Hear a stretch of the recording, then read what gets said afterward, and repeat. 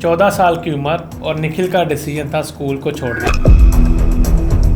17 साल की उम्र में पहला ट्रेड किया और ये जो पहली गलती थी। Down by between 3 and 4.5%, down over 16-18%. The stock market is now down 21%. लेकिन फंडिंग की कमी थी और मार्केट में कंपटीशन बहुत टफ था।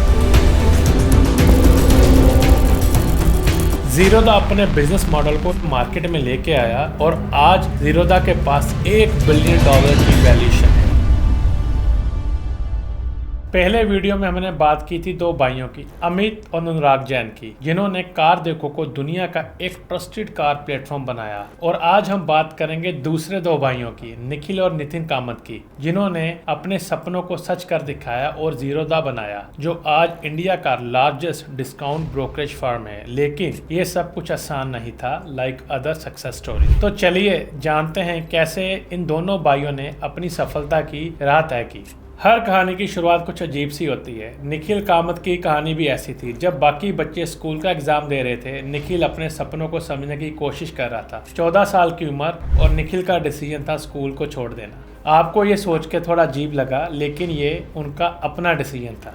ये एक टर्निंग पॉइंट था जहां निखिल अपनी जिंदगी को अलग ही डायरेक्शन देने वाला था। जब बाकी बच्चे क्रिकेट खेल रहे थे, निखिल ने अपने घर के कंप्यूटर स्क्रीन को अपना दोस्त बना लिया था और स्टॉक्स की ट्रेडिंग सीख रहा था। यहाँ से शुरू होती है उनकी कहानी। वो टाइम था जब उन्होंने स्टॉक को समझना शुरू किया। 17 साल की उम्र में पहला ट्रेड किया और ये जो पहली गलती थी, इनसे उनको बहुत कुछ सीखने को मिला।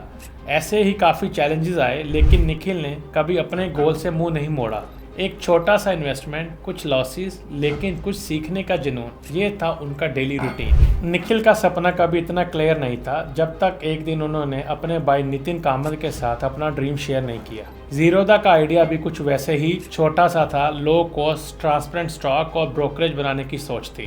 दोनों भाइयों ने 2010 में अपने सफ़र की शुरुआत की थी, लेकिन मार्केट उनके लिए एक जंगल की तरह थी, जैसे कि हर नए प्लेयर के लिए होती है। ज़ीरोधा की सक्सेस के पीछे बहुत सारे स्ट्रगल और चैलेंजेस थे। उनको फंडिंग की कमी थी, मार्केट डिसबिलीफ का सामना करना पड़ा और इन्वेस्टर्स को कन्विंस करना बहुत मुश्किल था उनके लिए। लेकिन सबसे बड़ा चैलेंज था कंपटीशन। ट्रेडिशनल ब्रोकर्स की तरफ से बहुत प्रेशर था और उन्होंने ज़ीरोधा को सीरियसली नहीं लिया स्टार्टिंग में। पर निखिल ने अपनी स्ट्रेटेजी पे फोकस रखा और अपने वैल्यू प्रोपोजिशन को क्लियर रखा।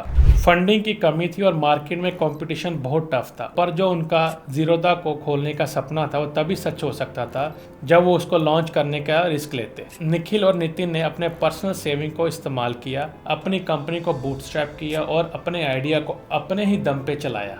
जब आप अपना बिजनेस शुरू कर रहे होते हैं तो कंपटीशन का सामना होना वेरी कॉमन है, लेकिन जब बिग प्लेयर आपके सामने हो तब अपने गेम को अलग बनाना बहुत ज़रूरी हो जाता है। ज़ीरोधा को ट्रेडिशनल ब्रोकर से टफ कंपटीशन मिला। हर दिन उनको अपने कस्टमर को कन्विंस करना पड़ता था कि उनका जो मॉडल है कैसे काम करेगा। और जो सबसे बड़ी बात थी वो थी कस्टमर ट्रस्ट। ज़ीरोधा के डिस्काउंट ब्रोकरेज मॉडल को समझने में लोगों को थोड़ा टाइम लगा, लेकिन निखिल ने अपने यूजर को एजुकेट करना शुरू किया। उन्होंने अपने मॉडल में लगातार इनोवेशन किए, अपने यूजर के लिए बहुत सारी वैल्यू क्रिएट की और एजुकेशन को अपने प्लेटफॉर्म में इंक्लूड किया। वर्सिटी जो प्लेटफॉर्म उन्होंने लॉन्च किया वो एक ऐसा प्लेटफॉर्म बन गया जहां हर टाइप का ट्रेडर ट्रेडिंग के बेसिक सीख सकता था और अपने स्किल्स को इम्प्रूव कर सकता था। उनका ये स्टेप ज़ीरोधा की सक्सेस की थी। ज़ीरोधा एक low cost trading, efficient tools और एक्सीलेंट कस्टमर सर्विस का कॉम्बिनेशन था, जिससे उनको मार्केट में अपना डोमिनेंस मिल गया और 5 साल के अंदर ये इंडिया का सबसे बड़ा स्टॉक ब्रोकर बन गया।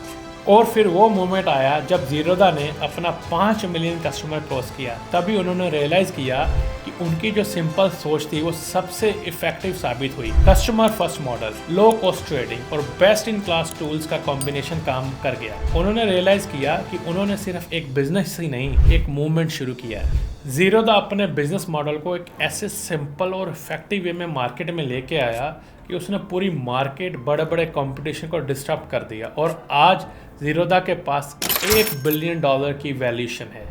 उनका एक गोल है फाइनेंशियल लिटरेसी को हर इंडियन तक पहुंचाना। उनका कहना है अगर आप कस्टमर को एजुकेट करते हैं तो आप उनका ट्रस्ट जीत सकते हैं, जिससे क्या है लॉन्ग टर्म में एक लॉयल कस्टमर बेस बनता है। निखिल और नितिन का विजन था एक low cost, high quality trading experience देना और आज उन्होंने अपनी कंपनी को $1 बिलियन तक पहुंचाया। आज भी निखिल कामत का बिलीफ है कि बिजनेस में कस्टमर फर्स्ट होना जरूरी है। उनका कहना है लॉन्ग टर्म वैल्यू को चेज करें, शॉर्ट टर्म गेन को इग्नोर करें। जीरोधा की सक्सेस का की रीजन ये था कि उन्होंने अपने कस्टमर को एम्पावर किया और उनका ट्रेडिंग एक्सपीरियंस को सिंपल और एक्सेसिबल बनाया।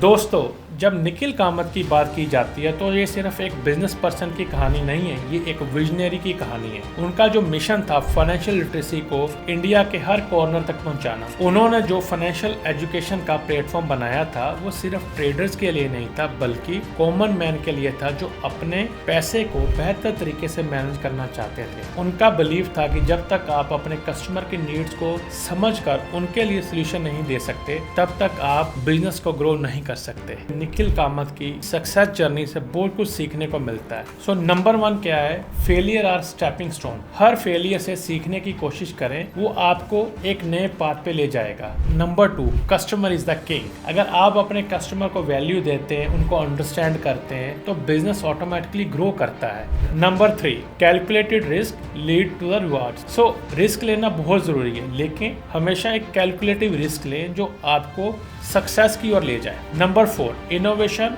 ओवर ट्रेडिशन को तोड़कर नई आइडियाज को अपनाने से ही सक्सेस मिलती है। Number 5 and the best one, believe in your dream no matter what. Nikhil Kamath और नितिन कामत की स्टोरी हम सबको ये सिखाती है कि अगर आप अपने सपनों को सच करना चाहते हैं तो बस उनके ऊपर बिलीफ रखें और अपनी जर्नी को पैशन और डेडिकेशन के साथ कंटिन्यू करें। जीरोधा की सक्सेस ने ना सिर्फ ट्रेडिंग को एक्सेसिबल बनाया बल्कि फाइनेंशियल लिटरेसी को एम्पावर किया। आज निखिल और नितिन कामत एक एग्जाम्पल हैं हर एंटरप्रेन्योर के लिए जो अपने बिजनेस को अपने सपनों की तरह देखते हैं। तो दोस्तों, आपको निखिल कामत की जर्नी कैसी लगी? क्या आपको लगता है कि उन्होंने फाइनेंशियल मार्केट को डेमोक्रेटाइज किया?